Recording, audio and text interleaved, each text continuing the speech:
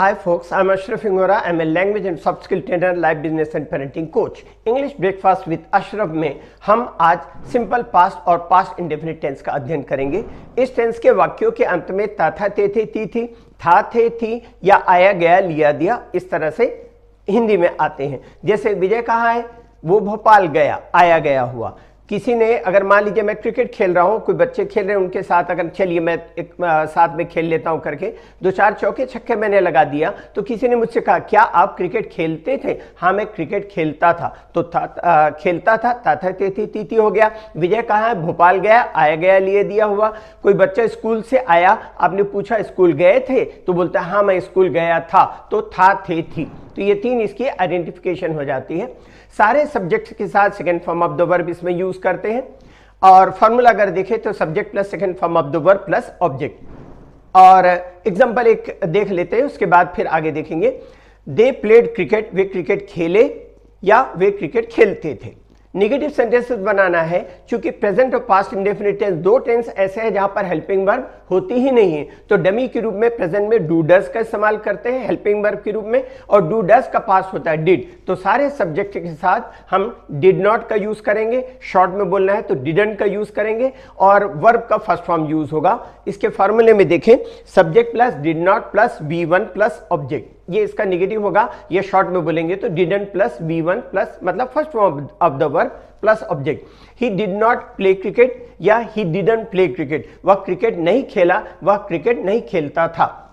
Interrogative sentences, interrogative sentences बनाने के लिए सब्जेक्ट के पहले सहायक क्रिया डिड को यूज करेंगे, और जब डिड को सब्जेक्ट के पहले लगाएंगे तो डिड का पहला अक्षर कैपिटल होगा, और आई और प्रॉपर नाउन को छोड़ करके बाकी सारे सब्जेक्ट्स के पहले अक्षर स्मॉल हो जाएंगे। दूसरा, वर्ब का फर्स्ट फॉर्म यूज होगा, सेकंड फॉर्म नहीं, क्योंकि डिड जो है सहायक क्रिया का सेकंड फॉर्म है। एग्जांपल से देखें, डिड ही प्ले क्रिकेट, क्या वह क्रिकेट खेलता था या क्या वह क्रिकेट खेला। निगेटिव इंटरोगेटिव सेंटेंसेस बनाना है तो एक फॉर्मेशन अगर मान लीजिए sentence he did not play cricket या ही डिडंट प्ले क्रिकेट, तो इसका जब इस निगेटिव का इंटरोगेटिव बनाना है दो तरह से बनेगा। डिड को सब्जेक्ट के बाहर लगाएंगे, नॉट वहीं पर रहेगा, तो फॉर्मेशन क्या होगा, did he not play cricket, क्या वह क्रिकेट नहीं खेला। और डिड नॉट का शॉर्ट फॉर्म बातचीत में कॉन्ट्रैक्टेड फॉर्म ही यूज करते हैं यूजुअली, तो इस डिड नॉट को डिडंट को सब्जेक्ट के बाहर लगा देंगे, डिडंट ही प्ले क्रिकेट, क्या वह क्रिकेट नहीं खेला। इस तरह से इंटरोगेटिव सेंटेंसेस में नेगेटिव का इंटरोगेटिव हुआ। इसका फॉर्मूला अगर हम बोलें, did plus subject plus not plus plural verb, मतलब प्लूरल वर्ब का मतलब वर्ब का फर्स्ट फॉर्म प्लस ऑब्जेक्ट, या didn't plus subject plus plural verb plus object. और इंटरोगेटिव सेंटेंसेस में क्वेश्चन वर्ड्स के यूज अगर होते हैं तो क्वेश्चन वर्ड्स जो जनरली प्रेजेंट इंडेफिनिट टेंस में भी हमने देखा, सब्जेक्ट के पहले क्वेश्चन वर्ड्स का यूज करेंगे, बाकी एक्सरसाइज में और बातें क्लियर हो जाएंगी। सिंपल पास्ट टेंस के विभिन्न यूजेस हैं, इसको समझना जरूरी है ताकि आप समझ सके कि इसका यूज किस किस कॉन्टेक्स्ट पर किस किस प्रसंग में होता है।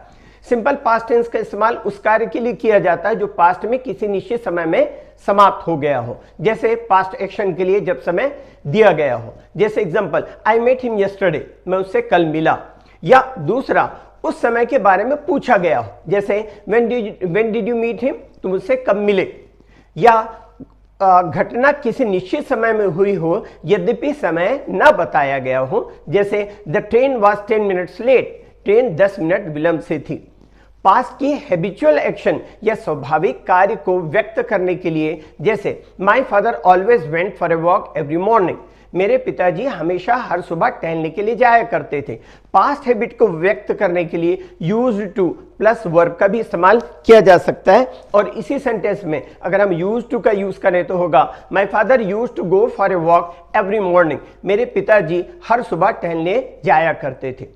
नेक्स्ट आप देखें, इसका नियम है शर्त वाले सेंटेंसेस, कंडीशनल क्लॉज जिसे कहते हैं, इफ क्लॉज के सिंपल पास्ट से प्रेजेंट और फ्यूचर टाइम का बोध होता है। टेंस कौन सा है, पास्ट है। कंडीशनल सेंटेंसेस से इसमें सिंपल प्रेजेंट या फ्यूचर का बोध होगा। For example, if I acquired wings I would fly to you, इसका मतलब अगर मेरे पास पंख आ जाएं तो मैं तुम्हारे पास उड़ के चला आऊं। If India won the match every player would get a prize, अगर भारत ने मैच जीत लिया तो हर खिलाड़ी इनाम पाएगा। तो इसका प्रेजेंट में या फ्यूचर में भाव व्यक्त होता है। नेक्स्ट आप देखिए इसके यूज में इच्छा या विश का बोध कराने वाले वाक्यों में पास्ट टेंस से प्रेजेंट या फ्यूचर टाइम का और पास्ट परफेक्ट से पास्ट टाइम का बोध होता है। एग्जांपल से आपको चीजें समझ में आएंगी।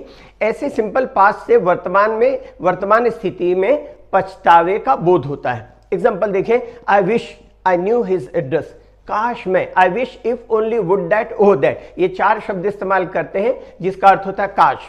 आई wish I knew his address, काश मैं उसका पता जान पाऊं। आई विश आई वर रिच, काश मैं धनी हो जाऊं। I wish you had written to him, काश तुमने उसे लिखा होता। आई विश की जगह इफ ओनली आप चाहे तो यूज कर सकते हैं। सिमिलरली इट इज टाइम के बाद आने वाले पास्ट टेंस से प्रेजेंट टाइम का बोध होता है। सेंटेंसेस यही चीज है समझने की, अगर हम इट इज टाइम के बाद में पास्ट यूज करते हैं तो प्रेजेंट का, इट इज टाइम के कारण प्रेजेंट का बोध होता है। एग्जांपल से बात समझ में आएगी।